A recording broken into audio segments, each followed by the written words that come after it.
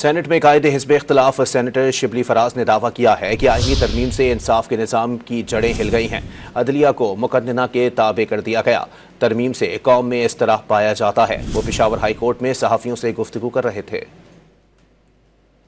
آئینی ترمیم جو کہ ہوئی ہے، جس سے کہ پاکستان کے پورے جسے کہتے ہیں کہ جو انصاف کا نظام ہے اس کی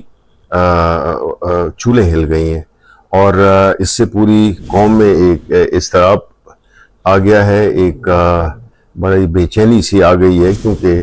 جب آپ آئین کے بنیادی سٹرکچر کو چینج کرتے ہیں، جس میں کہ مقننہ ہو گئی، عدلیہ ہو گئی، اور جو ہے ایگزیکٹو جو ہے، اب ان کے اپنے اپنے رولز آئین میں دیے ہوئے ہیں، تو یہ آئین کی بنیادی اسپرٹ کے خلاف ہے یہ امینڈمنٹ، جس میں کہ آپ نے تابع کر دیا ہے مقننہ کے ذریعے، عدلیہ کو مقننہ کے انڈر آپ نے کر دیا ہے۔